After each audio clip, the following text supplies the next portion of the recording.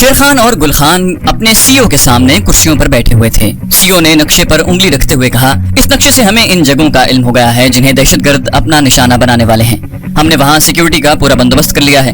جو اسلحہ ہمیں ہائیڈ آؤٹ سے ملا ہے وہ اسرائیل کی آرڈیننس فیکٹری کا بنا ہوا ہے۔ یہ اسلحہ اسرائیلی حکومت نے بھارت کو سپلائی کیا ہے۔ باقی باتیں کل ہوں گی، ابھی تم لوگ جا کر آرام کرو۔ کمانڈو شیر خان اور کمانڈو گل خان السلام علیکم کہہ کر سی او کے کمرے سے باہر آ گئے۔ وہاں سے وہ واپس اپنے اپنے کوارٹر میں آ گئے۔ کھانا کھانے کے بعد وہ سو گئے اور شام کو بیدار ہوئے۔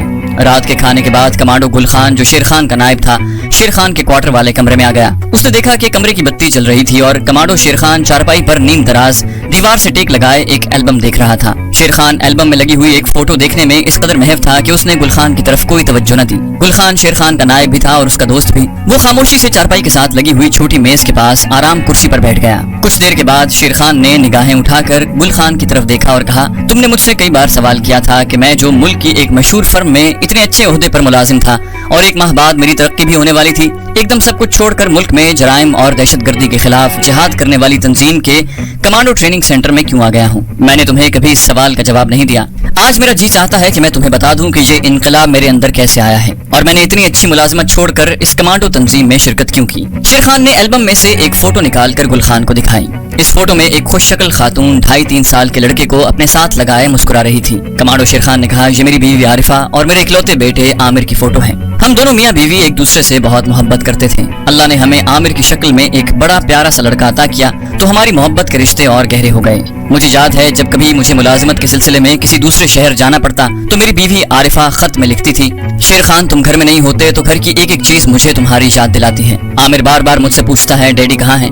ڈیڈی کو بلاؤ، میں ڈیڈی کے پاس جاؤں گا، وہ تمہیں بہت یاد کرتا ہے۔ میں اسے ادھر ادھر کی باتوں سے بہلانے کی کوشش کرتی رہتی ہوں۔ وہ دن کب آئے گا جب تم گھر میں داخل ہوگے اور میں تمہارا مسکراتا ہوا چہرہ دیکھوں گی اور تم عامر کو گود میں اٹھا کر پیار کرو گے۔ کمانڈو شیر خان نے گہرا سانس لیا اور خاموش ہو گیا۔ گل خان اس کے سامنے کرسی پر بیٹھا شیر خان کا فیملی فوٹو دیکھ رہا تھا۔ شیر خان کہنے لگا، اس روز ہمارے بیٹے عامر کی سالگرہ تھی۔ کمرہ مہمانوں سے بھرا ہوا تھا، رنگ برنگے جھنڈے اور غبارے لگے تھے۔ میرے بیٹے عامر نے بڑے خوبصورت کپڑے پہنے ہوئے تھے، اسے ڈھیر سارے تحفے ملے تھے۔ عامر کو کھلونا مشین گن بڑی پسند تھی، میں نے اسے کھلونا مشین گن کا ہی تحفہ دیا تھا۔ وہ اپنی دادی کی گود میں بیٹھا مسکرا رہا تھا، سارا گھر روشنیوں میں جگمگ کر رہا تھا۔ عارفہ نے بھی خوبصورت کپڑے پہن رکھے تھے، وہ مہمان عورتوں سے مسکرا کر باتیں کر رہی تھی۔ میز پر کیک پڑا تھا جس پر ننھی ننھی موم بتیاں روشن تھیں۔ پھر عارفہ نے بیٹے عامر کو گودی میں اٹھایا اور کیک کے پاس لے جا کر کہا، عامر بیٹا پھونک مار کر موم بتیاں بجھاؤ۔ عامر نے آہستہ سے پھونک ماری، صرف ایک موم بتی بجھی، باقی کی موم بتیاں عارفہ نے بجھا دی۔ سب نے تالیاں بجا کر سالگرہ کی مبارکباد دی، happy birthday to you. مہمانوں میں کیک کاٹ کر تقسیم کیا گیا، چائے آ گئی۔ ننگا عامر دادی کی گودی میں بیٹھا کھلونا مشین گن کا ٹریگر دبا کر کھیل رہا تھا۔ مشین گن کی نالی میں سے تڑ تڑ کی آواز کے ساتھ شرارے سے نکلتے جنہیں دیکھ کر عامر بہت خوش ہوتا۔ سالگرہ کی تقریب رات گئے تک جاری رہی، پھر ایک ایک کر کے سارے مہمان سالگرہ کی مبارکیں دیتے رخصت ہو گئے۔ میں، میری والدہ اور عارفہ بیٹے عامر کو لے کر اپنے بیڈ روم میں آ گئے۔ بیٹا عامر بار بار کھلونا مشین گن کو چلا رہا تھا اور خوش ہو رہا تھا، پھر اچانک کھلونا مشین گن بند ہو گئی۔ بیٹا عامر رونے لگا، ڈیڈی یہ خراب ہے۔ عارفہ نے کہا، لاؤ مجھے دکھاؤ۔ اس نے بھی چلانے کی کوشش کی مگر کھلونا مشین گن نہ چلی۔ پھر میں نے اسے چیک کیا، معلوم ہوا کہ اس کے سیل پرانے تھے جو اب کام نہیں کر رہے۔ میں نے کہا، میں ابھی مارکیٹ میں جا کر نئے سیل لے کر آتا ہوں۔ اس وقت باہر آسمان پر بادل چھا رہے تھے اور ہلکی ہلکی بجلی بھی چمکنے لگی تھی جس کی چمک بیڈ روم کی کھڑکی میں سے نظر آ جاتی تھی۔ والدہ اور عارفہ نے مجھے روکا کہ اتنی رات ہو گئی ہے، بارش بھی آنے والی ہے، میں نہ جاؤں، صبح سیل آ جائیں گے۔ لیکن مجھے اپنے بیٹے کی خوشی منظور تھی جو کھلونا مشین گن کے نہ چلنے سے اداس ہو گیا تھا۔ میں اس کی سالگرہ کے دن اسے اداس نہیں دیکھ سکتا تھا۔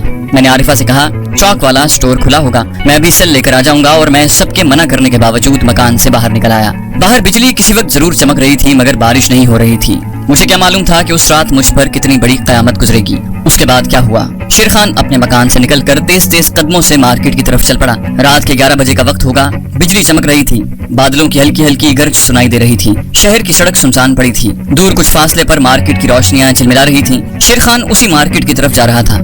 اس وقت شیر خان کے مکان کی کھڑکی کے پاس 4 بھارتی دہشت گرد نمودار ہوئے۔ انہوں نے سیاہ چادروں میں اپنے منہ سر چھپا رکھے تھے، ان کے ہاتھوں میں کلاشنکوفیں تھیں۔ بجلی چمک چمک کر ان کے خوفناک چہروں کو دکھا رہی تھی مگر وہاں رات کے سناٹے میں انہیں دیکھنے والا کوئی نہیں تھا۔ ایک دہشت گرد کھڑکی کے شیشے کے قریب منہ لے جا کر اندر دیکھنے کی کوشش کر رہا تھا۔ کھڑکی کے اندر کی جانب پردہ لٹک رہا تھا لیکن درمیان میں سے تھوڑی سی خالی جگہ ہے جہاں سے اندر کا منظر دکھائی دے رہا تھا۔ کمرہ خالی تھا۔ اس وقت بیڈ روم میں شیر خان کی والدہ صوفے پر بیٹھی تحفے میں ملے ہوئے ڈبوں کو کھول کر دیکھ رہی ہے۔ शेर खान की बीवी आरिफा पलंग पर बेटे आमिर के पास बैठी उसकी तरफ देख रही थी। आमिर खिलौना मशीन गन को चलाने की बार बार नाकाम कोशिश कर रहा था। आरिफा परेशान है। बाहर बादलों की गरज सुनाई देती। शेर खान की वालिदा परेशान होकर कहती, खुदा खैर करे, बेटे को इस वक्त बाहर नहीं जाना चाहिए था। आरिफा परेशान सी होकर कहने लगी, मैंने तो उन्हें मना भी किया था मगर आमिर जिद करने लगा। उस वक्त चारों दहशतगर्द एक एक करके खिड़की में से कूदकर बेडरूम के साथ वाले कमरे में आ गए। दूसरे कमरे से किसी चीज के गिरने की आवाज आई। शेर खान की वालिदा ने घबरा कर कहा, या अल्लाह, ये कैसी आवाज है। अभी ये जुमला उस बूढ़ी खातून की जबान पर ही था कि बेडरूम का बंद दरवाजा धड़ाक से खुला और चारों दहशतगर्द अंधाधुंध क्लैशिंकोफों के ब्रस्ट फायर करते बेडरूम में दाखिल हुए। एक लाइन में खड़े होकर उन्होंने शेर खान की बूढ़ी वालिदा, उसकी बीवी आरिफा और बेटे आमिर पर गोलियां बरसानी शुरू कर दी। चंद सेकंड के अंदर बेडरूम में खून में नहाई हुई 3 लाशें पड़ी थीं। उसके फौरन बाद चारों दहशतगर्द जिस तरफ से आए थे उसी तरफ फरार हो जाते हैं। बेडरूम में मौत का सन्नाटा तारी था। शेर खान की वालिदा की लाश सोफे पर पड़ी थी। आरिफा की खून में लथपथ लाश पलंग पर अपने बेटे आमिर को सीने से लगाए बेहिस्सो हरकत पड़ी थी। जैसे ही दहशतगर्दों ने फायरिंग शुरू की थी, आरिफा ने चीख मारकर आमिर को अपने सीने से लगा लिया था। आमिर का जिस्म अपनी मां के जिस्म के साथ ही गोलियों से छलनी हो गया था। सिर्फ बिजली चमक रही थी, बादल गरज रहे थे और कोई आवाज सुनाई नहीं दे रही थी। मकान के सदर दरवाजे पर शेर खान नमूदार हुआ। उसके हाथ में प्लास्टिक का लिफाफा था जिसमें खिलौना मशीन गन के नए सेल पड़े हुए थे। उसे कोई खबर नहीं थी कि उसके खानदान पर क्या कयामत गुजरी है। वो दरवाजा खोलकर ड्राइंग रूम में दाखिल हुआ और वहीं से पुकारा, बेटा आमिर, मैं तुम्हारे सेल ले आया हूँ। वो बेडरूम की तरफ बढ़ा।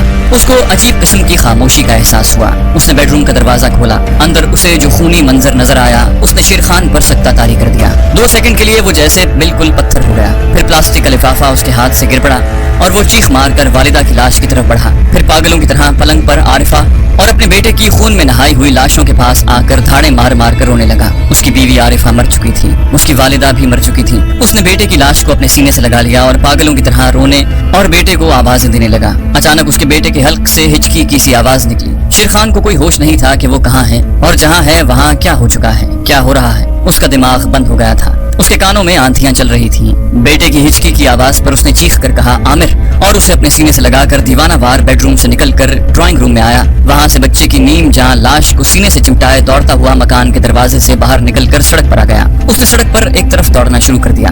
बिजली रह रहकर चमक रही थी।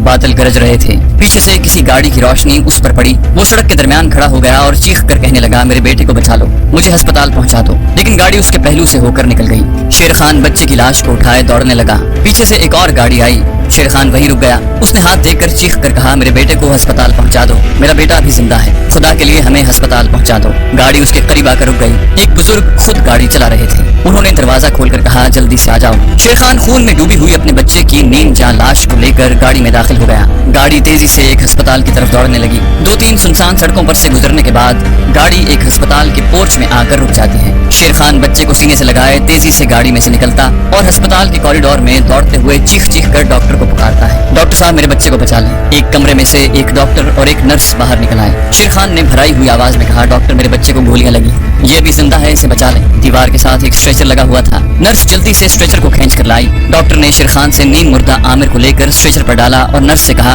Operation theatre. डॉक्टर और नर्स स्ट्रेचर को देखते हुए कुछ फासले पर एक कमरे में दाखिल हो गए जिसके बाहर ऑपरेशन थिएटर लिखा हुआ था। शेर खान के अपने बदन से जैसे जान निकल गई थी। वो बेजान सा होकर ऑपरेशन थिएटर के बाहर खाली बेंच पर बैठ गया। फिर जल्दी से उठकर पागलों की तरह इधर से उधर टहलने लगा। उसके आंसू खुश्क हो चुके थे। वो फटी फटी आंखों से हर आने जाने वाले को देख रहा था। बार बार उसकी निगाहें ऑपरेशन थिएटर के दरवाजे की तरफ उठ जाती। इतने में दरवाजा खुला। डॉक्टर बाहर निकला। शेर खान दौड़कर उसके पास गया। उसने बेताबी से पूछा, डॉक्टर साहब, मेरा बच्चा जिंदा है ना? डॉक्टर ने शेर खान के कंधे पर हाथ रखकर अफसुर्दगी से कहा, हौसला करो, खुदा को यही मंजूर था। शेर खान की आंखों के आगे अंधेरा छा गया। फिर उसे महसूस हुआ कि वो अंधेरे की तारीक लहरों के बगुलों में फंस गया है। वो दीवानावार ऑपरेशन थिएटर में घुस गया।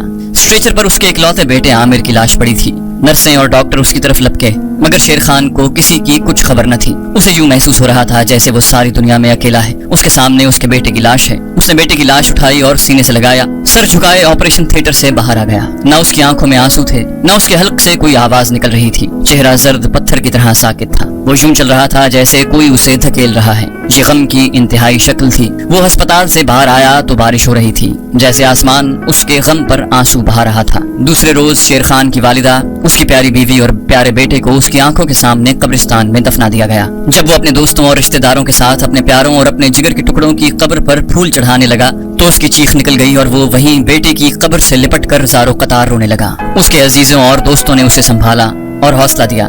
उससे अगले रोज शेर खान के घर में सब अजीज व अकारिब और उसके दोस्त जमा थे।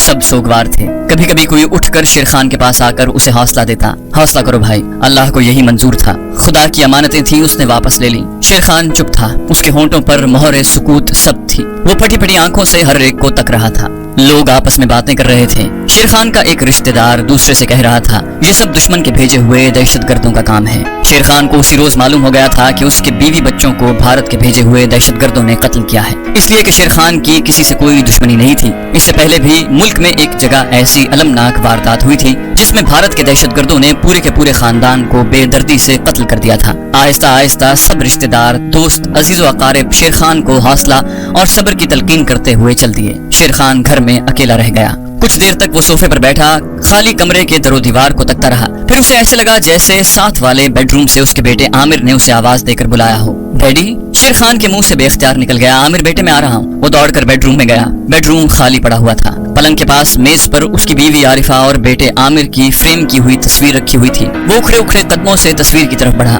पलंग के पास जाकर उसके पांव किसी चीज से टकराए। उसने झुककर देखा, दरी पर खिलौना मशीन गन पड़ी थी जो शेर खान ने अपने बेटे को सालगिरह के तोहफे के तौर पर दी थी। शेर खान ने खिलौना मशीन गन उठा ली। खिलौना मशीन गन हाथ में लेकर वो उसे देखता रहा। उसके दिलो दिमाग में जैसे आंधियां चलने लगी, कानों में बादलों के धमाके गूंजने लगे, आंखों में बिजलियां सी चमकने लगी। शेर खान खिलौना मशीन गन लिए बेडरूम से बाहर निकल गया। शेर खान ने कहा, मुझसे मेरा सब कुछ छिन गया, मेरी शफीक माँ, मेरी मोहब्बत करने वाली बीवी, मेरा इकलौता बेटा आमिर, मेरा हंसता मुस्कुराता घर देखते देखते बर्बाद हो गया। जिस घर में एक लम्हा पहले सालगिरह की खुशियां मनाई जा रही थीं, हर तरफ कह कहे गूंज रहे थे, वहाँ दूसरे लम्हे मेरे प्यारों की खून आलूद लाशें पड़ी थीं। और जब मुझे मालूम हुआ कि ये दुश्मन मुल्क के भेजे हुए दहशतगर्दों की लाई हुई बर्बादी थी, जिनका मकसद रेलवे स्टेशनों, शॉपिंग सेंटरों, बसों के अड्डों, सिनेमा घरों, चलती लारियों में बमों के धमाके करना और घरों में और इबादत गाहों में घुसकर अंधाधुंध फायरिंग करके बेगुनाह लोगों को मौत के घाट उतारना है, ताकि मुल्क इंतशार का शिकार हो जाए, मुल्क में खौफ हरास फैल जाए और मुल्क तरक्की न कर सके। तो मेरी आंखों के सामने से जैसे एक पर्दा हट गया। मैंने अपने असली दुश्मन को पहचान लिया। फिर मुझे पाकिस्तान और कश्मीर की हर माँ अपनी माँ, हर बहन अपनी बहन और हर बच्चा अपना बच्चा लगने लगा। मैंने उसी वक्त फैसला कर लिया कि जब तक जिंदा हूँ दहशतगर्दी और दुश्मन के भेजे हुए दहशतगर्दों के खिलाफ जंग करता रहूंगा, और जब तक मुल्क से दहशतगर्दी और कश्मीर से भारतीय फौज और उनके जराइम का खात्मा न कर लूं, चैन से नहीं बैठूंगा। और फिर मैं एक रोज उस तंजीम के कमांडो सेंटर पहुंच गया जिसका नारा है, मुल्क से जराइम और दहशतगर्दी का खात्मा और कश्मीर की आजादी तक मुसलसल जिहाद। ये है मेरी दास्तान हयात, और ये वो वजह है कि मैंने एक आला मुलाजिमत छोड़कर उस तंजीम में शिरकत कर ली और कलम छोड़कर स्टेन गन उठा ली। शेर खान खामोश हो गया।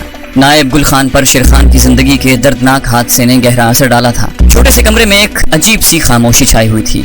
इस खामोशी में गुजरे हुए वाकयात और हादसात की उदासी भी थी और आने वाले सुनहरी मुस्तकबिल का पैगाम मुसरत भी था। शेर खान ने गुल खान से अपनी फैमिली ग्रुप वाली फोटो लेकर एल्बम में लगाई और एल्बम को बंद करके एक तरफ रख दिया और पुरजोश लहजे में बोला, मैंने गम की दास्तान का ये बाब बंद कर दिया है। अब मेरे सामने एक नया दरवाजा खुल चुका है जिसके आसमान पर मैं अपने वतन के सुनहरी मुस्तकबिल के सूरज को तुलू होते देख रहा हूँ। हमने अपने असली दुश्मन को पहचान लिया है। हमारा असली दुश्मन भारत है, जिसने आज तक पाकिस्तान के वजूद को तस्लीम नहीं किया और जो पहले दिन से पाकिस्तान को खत्म करने की साजिशों में मसरूफ अमल है। लेकिन उसे नहीं मालूम कि पाकिस्तान अल्लाह और उसके दीन इस्लाम के नाम पर कायम हुआ है और उसके लिए हमारे आबाओ अजदाद ने अपने और अपने बच्चों के खून के नजराने पेश किए हैं और वो कुर्बानियां दी हैं कि जिसकी मिसाल तारीख में नहीं मिलती। दुश्मन चाहे जितने हथकंडे अपना ले, जिस कदर चाहे तकरीरी कार्रवाइयां और साजिशें करे, पाकिस्तान और कश्मीर का बच्चा बच्चा उनके खिलाफ जंग करेगा और उन्हें नाकाम बना देगा। पाकिस्तान की तारीख गवाह है, दुश्मन ने जब भी वतन अजीज पर हमला किया उसे जिल्लत आमेज शिकस्त का सामना करना पड़ा। हम अपने वतन पाक के सिपाही हैं, गाजी हैं, हम मैदान जंग में हैं और जब तक जिंदा हैं दुश्मन के खिलाफ जंग करते रहेंगे और उसके नापाक अजाइम को खाक में मिलाते रहेंगे। शेर खान के चेहरे पर मुस्कुराहट थी। उसने अपने नायब गुल खान की तरफ देखकर कहा, अब तुम भी जाकर आराम करो, सुबह हमें अपनी तंजीम के कमांडिंग ऑफिसर से मिलना है। मेरा ख्याल है कि वो हमें किसी अहम मिशन पर भेजने वाले हैं। नायब गुल खान ने बड़ी गर्मजोशी से शेर खान से हाथ मिलाया और खुदा हाफिज कहकर चला गया।